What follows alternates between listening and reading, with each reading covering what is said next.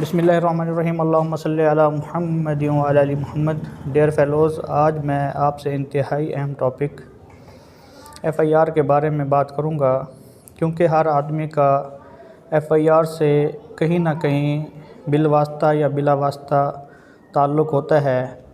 یا واسطہ پڑ سکتا ہے۔ مدعی انسان خود بن سکتا ہے یا پھر وہ کہیں پر ملزم بھی بن سکتا ہے، یا پھر اس کا کوئی رشتہ دار یا کوئی دوست احباب مدعی یا ملزم بن جاتا ہے، یا پھر وہ کسی ایف آئی آر کا خود کہیں گواہ بن جاتا ہے۔ تو ہمارے معاشرے میں کہیں نہ کہیں آدمی کا ایف آئی آر سے ضرور تعلق واسطہ پڑ سکتا ہے۔ تو اس لیے ہر آدمی کو ایف آئی آر کے مین انگریڈینٹس کے بارے میں جاننا انتہائی ضروری ہوتا ہے، کیونکہ ایف آئی آر مقدمہ کی ایک بنیاد ہوتی ہے۔ اگر ایف آئی آر مضبوط ہو تو ملزم کو سزا ہو سکتی ہے، اور اگر ایف آئی آر کمزور ہو تو اس میں ملزم باعزت بری بھی ہو سکتا ہے۔ اس لیے آج میں آپ کو ایف آئی آر درج کرواتے وقت کن کن اہم باتوں کا خیال رکھنا چاہیے کے بارے میں بتاؤں گا۔ سب سے پہلے جو ایف آئی آر ہے وہ زیر دفعہ 154 ضابطہ فوجداری قانون کے تحت درج کی جاتی ہے۔ ایف آئی آر درج کرواتے وقت سب سے پہلے جو اپلیکیشن دی جاتی ہے، اس اپلیکیشن میں جو باتیں لکھنا ضروری ہوتی ہیں وہ بھی بتاؤں گا، اور وہی جو اپلیکیشن ہوتی ہے پھر بعد میں ایف آئی آر بن جاتی ہے۔ سب سے پہلے تاریخ، وقت، وقوع، یعنی وقت کو ہمیشہ تقریباً میں لکھنا چاہیے، یعنی صبح تقریباً 8 بجے، شام تقریباً 9 بجے، دوپہر تقریباً 1 بجے، یعنی کریکٹ ٹائم ایک نہیں بتانا چاہیے، اس میں تقریباً کا ایلیمنٹ لازمی رکھنا چاہیے، کیونکہ اس وقوع کا جو پرفیکٹ ٹائم ہے وہ اس وقت کوئی بھی اس وقوع کے وقت پر گھڑی لے کر نہیں بیٹھا ہوتا، وہ اس میں جو ہے مکمل منٹ اور سیکنڈز گن رہا ہو، تو اس لیے اس میں تقریباً کا لفظ ایڈ ضرور کرنا چاہیے۔ اس کے علاوہ الزام علیہ یا الزام علیہان کی یعنی ملزمان کی تعداد وغیرہ لکھواتے وقت خیال کرنا چاہیے کہ اصل ملزمان کے علاوہ کسی دوسرے شخص کو بلا وجہ بطور ملزم نہ لکھیں، کیونکہ اکثر دیکھنے میں آتا ہے اور یہ بات تجربہ سے بھی گزرتی ہے، اگر ایف آئی آر میں اصل ملزمان کے ساتھ کسی دوسرے شخص کو ناحق نامزد یا ملوث کر دیا جائے تو پھر ٹرائل میں اصل ملزم بھی اس تضاد کی وجہ سے عدالت سے بری ہو جاتے ہیں اور ان کو سزا نہیں مل پاتی۔ اول تو وہ جو ناحق ملوث کردہ شخص ہوتا ہے اسے پولیس ہی اپنی پہلے ضمنی میں اسے بے گناہ قرار دے کر مقدمہ سے فارغ کر دیتی ہے، اور اس طرح مدعی کا جو باقی وقوع ہے، باقی جو مقدمہ ہے وہ بھی مشکوک بن جاتا ہے اور خراب ہو جاتا ہے۔ نیکسٹ بات ہے، اگر ملزمان نامعلوم ہیں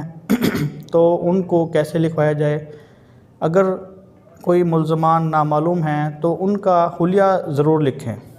اور ساتھ یہ بھی لکھیں کہ انہیں سامنے آنے پر ہم پہچان بھی سکتے ہیں۔ اور اگر ملزمان نے نقاب کیا ہوا ہے تو پھر اس کے نقاب کا ذکر کوشش کریں نہ کریں، کیونکہ نقاب پوش ملزمان کو تو پھر کوئی پہچان ہی نہ سکتا ہے۔ اس لیے جو نقاب پوش ملزمان ہیں ان کا ذکر نہ کریں، بلکہ انہیں بھی آپ یہ لکھ دیں کہ اتنے ملزمان، نقاب پوشی کی حالت میں لکھنا ضروری نہ ہے، کیونکہ اس سے پھر مقدمہ بھی جو ہے ڈاؤٹ کے اندر چلا جاتا ہے کہ کیا پتہ یہ ملزم اس کا ہے یا نہیں ہے، کیونکہ وہ تو اس وقت نقاب میں تھا۔ تو آگے جو بات ہے وہ ہے الزام علیہ کے پاس جو ہتھیار ہوتے ہیں، یعنی ملزمان کے پاس جو ہتھیار ہوتے ہیں، اگر ملزم ایک سے زیادہ ہوں تو ان تمام کے پاس جو ہتھیاروں کی اقسام ہوتی ہے، جو ہتھیار انہوں نے اٹھائے ہوتے ہیں، ان کا ذکر کرنا ضروری ہوتا ہے۔ مثلا کسی ملزم کے پاس پسٹل تھا یا کسی کے پاس ڈنڈا، کلہاڑی جو بھی تھا، تو اس کا الگ الگ جو ہے کردار لکھنا، کہ کس کے پاس کون سا اسلحہ تھا ضروری ہوتا ہے۔ آگے چل کر وقوع کا ذکر اور وقوع میں ملزمان کا علیحدہ اسپیسیفک رول یعنی عملی کردار جو ہو وہ لکھنا بھی ضروری ہوتا ہے۔ مثلاً کس نے لوہے کا راڈ مارا، کس نے پسٹل سے فائر کیا، کس نے پتھر مارا، جو بھی جس نے مارا ہو اس کا وہی کردار واضح لکھنا ضروری ہوتا ہے۔ اور اگر مدعی کا کوئی سامان وغیرہ اس وقوع کے دوران کھویا گیا ہو یا چوری ہوا ہو یا چھین لیا گیا ہو تو اس کی مقدار بمائے مالیت بھی ضرور لکھیں۔ اور اگر گواہان کے جو نام ہیں تو وہ بھی ان کی ولدیت کے ساتھ لکھیں اور ان کا سکنہ بھی لکھیں کہ وہ کہاں کے رہائشی ہیں یا ان کی قوم وغیرہ کیا ہے، اور گواہان کی مکمل صحیح جو ہے نام پتہ وغیرہ لکھیں۔ اس کے علاوہ اگر گواہان کی تعداد زیادہ ہو تو کوشش کریں کہ جو ضروری اور چشمدید گواہ ہوں انہی کو آپ اپنی ایف آئی آر میں لکھوائیں، زیادہ سے زیادہ گواہان نہ لکھوائیں، کیونکہ زیادہ گواہان لکھوانے سے بوقت ٹرائل کراس ایگزامینیشن کے دوران مسائل درپیش ہوتے ہیں اور اس طرح سے مقدمہ کمزور ہونے کا جو ہے خدشہ رہتا ہے۔ اس لیے صرف ضروری گواہان کو لکھوائیں۔ اس کے بعد وقوع کی جو جرم کی نوعیت ہوتی ہے کہ کس نوعیت کا یہ جرم تھا وہ نوعیت لکھوائیں، تاکہ اس کے مطابق جو پاکستان پینل کوڈ یا جو بھی کرمنل دفعہ بنتی ہے وہ اس پر لاگو کی جا سکے۔ اس کے بعد اگر کوئی وجہ انات تھی کہ کس وجہ سے اس نے آپ کو مارا ہے، کس وجہ سے قتل کیا ہے، کس وجہ سے اس نے حملہ کیا ہے، کس وجہ سے گھر میں داخل ہوا ہے، وہ وجہ انات بھی ضرور لکھیں۔ اس سے بھی جو ہے ایف آئی آر کو سپورٹ ملتی ہے۔ تو آگے اگر ایف آئی آر درج کرنے میں کوئی ڈیلے ہوئی ہے، تاخیر ہوئی ہے، تو اس کی وجہ بھی ضرور لکھیں کہ اس کی تاخیر کیوں ہوئی ہے، پولیس نے نہیں درج کی یا آپ کا سفر دور ہے یا کسی نے روکا ہوا تھا، تو وجہ لکھنا بھی ضروری ہے۔ اس سے آگے چل کر جو میڈیکل رپورٹس وغیرہ ہوتی ہیں ان کا ذکر بھی ایف آئی آر میں کر دیں اگر ہوئی ہے تو، اگر نہیں ہے تو پھر وہ بعد میں بھی جو ہے ان کی دفعات شامل کی جا سکتی ہیں۔ اس کے بعد سیدھی جو ہے استدعا ہوتی ہے، یعنی اس میں استدعا کی جاتی ہے کہ میرے ساتھ یہ زیادتی ہوئی ہے اور میرا مقدمہ درج کر کے ملزمان کے خلاف کارروائی کی جائے۔